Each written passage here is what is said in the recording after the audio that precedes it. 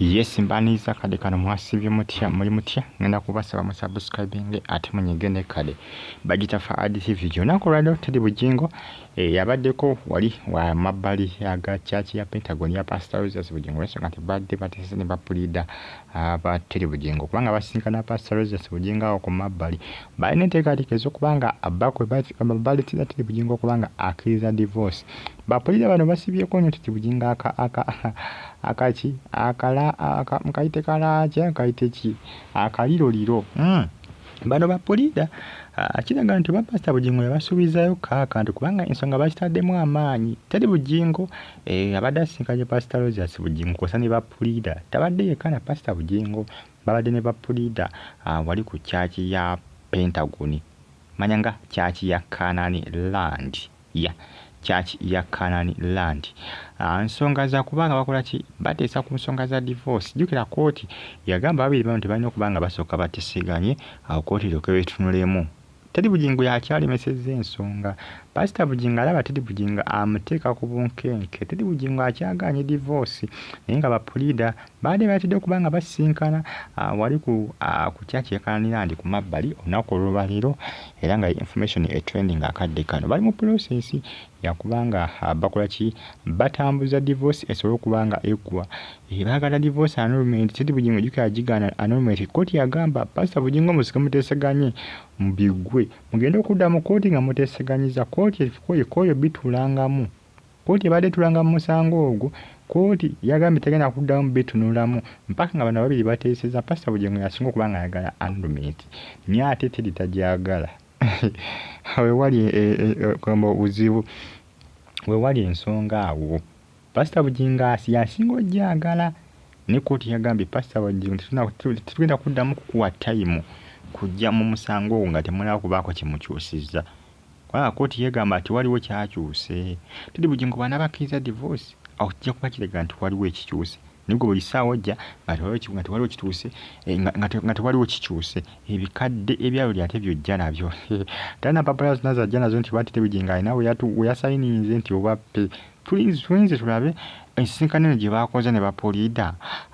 bapulida ba Pastor Bujingo ne baloya ba tedi bujingo kw'ossa ne tedi bujingo enaavaamu ensonga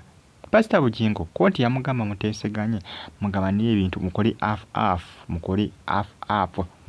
50-50 ku byobugagga bye mwakola kigwe tedi bujingo ne 50-50 yagigaana egaana divorce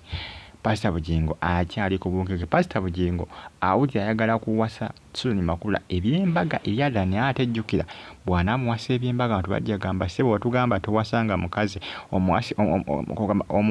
omuwasidde eddala okuza embaga eyaddala jjukira aba yeerabisa babimulabisa jjukira olaba bakola bukazi kwali oba kukyala mu kusooka n'abandi bagamba embaga Pastor Bujingo n'agamba naye ko si kukyala tebadde embaga olwo kubadde kukyandoza kubasooka okubanga bakola kale Pastor Bujingo awulira ayagala kubanga akola mbaga naye ate jjukira bwakola embaga abanga amuwasizza mu butongole naye ate jjukira Susan Makula mukyala we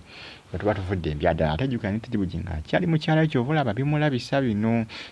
ate ayagala kubanga akijjawo ekyo abire nga yeetaaya buli nejjukira teyeetaayo essaawa zino newankubadde mulaba ng'ali awalinga nga yeetaaya nti tedi Susan Makula mukyala we naye teyeetaaya bulungi olw'ensonga nti eno naye akyaliyo mukyala we mu mateeka era abantu bonna abamanyi amateeka bakimanyi nti Pastor Bujingo essaawa zino ali mu kwenda ku tedi bujingo mwalaali tebannayawukana na tedi bujingo tebannayawukana kyova olaba ayagala divorce era yabasazeewo kubanga basisinkana ensonga nti Pastor Bujingo agyetaaga nnyo naye baabo kubanga babasisinkanya nakyo byabadde byangu bapulida ba Pastor Bujingo ndoza bakozesa amaanyi mangi nnyo okulaga ne bapulida bani ba tedi bujingo kubanga bayambako tedi bujingo kubanga bakola ki basisinkagana ne Pastor Bujingo kw'ossa ne bapulida baloya baabwe kw'ossa ne bannamateeka baabwe abali mu musango guno omusango guno guluddewo nti obula kooti gwetamiddwa baamugambye bw'oba oyagala okubanga oyagala tutule musango ogwo sooka olete obujulizi obupya sooka oleeteko ku kintu ekipya ebisinga byonna bikadde kuva mu mwaka gwa 2021 ebiseera bwe baasooka kubanga bagenda mu kooti mpaka nakaakati byakyalina byokka alwana nnyo okufa okola nga aleetawo ekipya ayagala divorce naye munnange gwayagala akkiriza ogikola tajagala teri bugingo tajagala ne fifite yajigaana kya fifite kwaliko kubanga basharinga TV oba Salt FM kwekyo kimu omwasigazeeko kimu Salt Media omwasigaze TV oba radio iyo fifite oloko n'ebizimbe ebirala n'ettaka lye baagula ettaka lye baagula ly'okuzimba ku kana Pentagon ondala lye baagula eddala ery'ettaka kati nga balina nga babisharinga Pastor Bugingo jjukira n'ebizimbe mu Kampala omwo babizimba ne teri bugingo babikola bonna ebiseera bwe bayite mu Kenyo makula nga tannabakola ki ataba kubanga ajja koleki abawule ebinana ko tele bagaye bane mu koleki munteseganye mugabane fifite Pastor Bugingo yakiriza fifite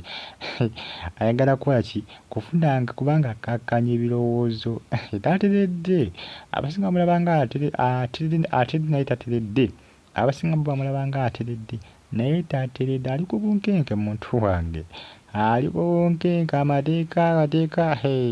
amateeka nze kubanga abasinga yabakola ki yabawaayo ko ne batamulabisa nnyo bannamateeka naye yengaye kati saazo abayirabisa yenga ekyo bala ayagala divorce kole ki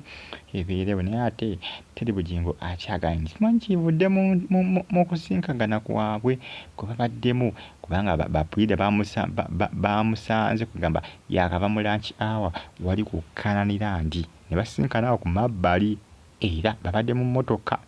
bonna bapulida ba Pastor Bugingo bapulida batete Bugingo kosa ne Pastor Rosias Bugingo ensinkana eno sigamba nti baddewo nti yakubanga baddingana abasinga bakuba bakifunye bubi ku social media abasinga bagamba Teddy Bugingo lwaki omusinganye ebiki manyi batimu Teddy Bugingo abasinga bagamba Teddy Bugingo tuddamu kwesembereza musajja oyo yaguswaza yakulabisa mu lujjudde Teddy Bugingo abadde ne bapulida be tabadde yekka bonna buli mwadi ne bapulida be subscribe batonyikene kale bagita Faad TV jimunanga ensonga zitambula kadi kantu nzirabe ekyavudde mu kusinkana kwabwe meeting yabwe